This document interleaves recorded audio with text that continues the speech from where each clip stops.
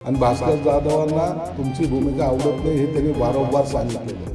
तो रांगडा माणूस आहे, शिंदे साहेबांच्या स्वभावाला मॅच असणारा माणूस आहे. तुम्ही किती त्याच्यात आरती ओवाळायचा प्रयत्न केला तर भास्कर जाधव तुमच्याकडे आता राहणार नाही. भास्कर जाधव काय आहे, भास्कर जाधव जाणतात चांगल्या प्रकारे. आणि भास्कर जाधवांना तुमची भूमिका आवडत नाही हे त्यांनी वारंवार सांगितलेलं आहे. तो रांगडा माणूस आहे, शिंदे साहेबांच्या स्वभावाला मॅच असणारा माणूस आहे. तुम्ही किती त्याच्यात आरती ओवाळायचा प्रयत्न केला तर भास्कर जाधव तुमच्याकडे आता राहणार नाही असं एकंदर चित्र तयार झालेलं आहे. वेळेची फक्त वाट पाहतोय तो माणूस. तो तुमच्याबरोबर राहणार नाही.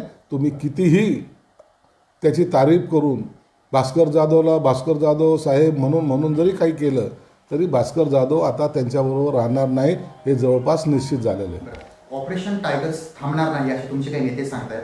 आगामी महापालिका निवडणुकीमध्ये हे राबवलं जाऊ शकतं का आणि याचा कशा प्रकारे फायदा होईल तुम्हाला? अहो, महानगरपालिकेचं काय आलं आता मुंबईमध्ये जवळपास 35 नगरसेवक आलेले आहेत. 35 नगरसेवकांनी प्रवेश घेतला आहे. माझ्या संभाजीनगरमध्ये जवळपास 20-22 नगरसेवकांनी प्रवेश घेतला आहे. 6 महापौरांनी प्रवेश घेतलेला आहे. उभाटा गट राहिला आहे कुठं?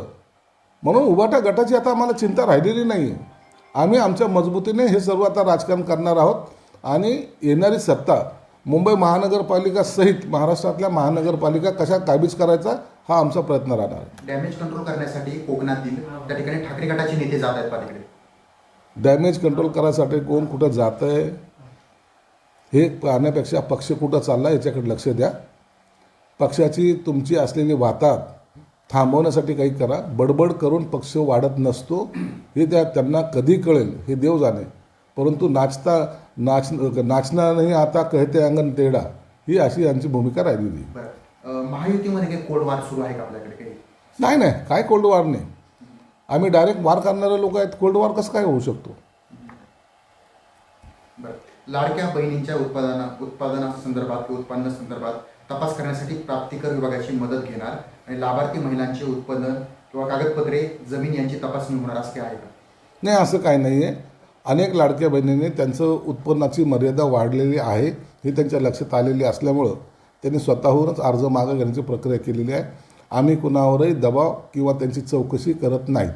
वैद्यकीय मदतीसाठी मुख्यमंत्री उपमुख्यमंत्री यांच्यात स्पर्धा लागली का? कारण कक्ष सुरू करतायत आरोग्य कक्ष. हे बघा, शिंदे साहेबाचं एक तत्व आहे. पहिल्यापासून आताच नाही, फार मंत्री असतानापासून त्यांनी त्यांची एक भूमिका ठेवली होती आरोग्याविषयी आणि त्या भूमिकेशी ते एकरूप होऊन काम करतात. तुम्ही पाहिलं असेल, मंत्री असतानासुद्धा अनेक ठिकाणी ॲम्ब्युलन्स देण्याचं काम असेल आणि सत्तेमध्ये असताना माननीय बाळासाहेब ठाकरे आपला दवाखाना काढण्याचं काम असेल, मुख्यमंत्री सहाय्यता निधीतून सर्वांना मदत करण्याचं काम असेल, हे त्यांनी स्वतः त्याला प्रायोरिटी म्हणून घेतलेलं आहे. म्हणून त्यांना असं वाटतं की या कामामध्ये मी माझा थोडा वेळ जास्त द्यावा म्हणून त्यांनी ते निर्माण केलेला कक्ष आहे. त्याचा राजकारणाशी एकमेकाला चेकमेट देण्याचा कोणताही स्वभाव पण नाही आणि ते तसं करतही नाही.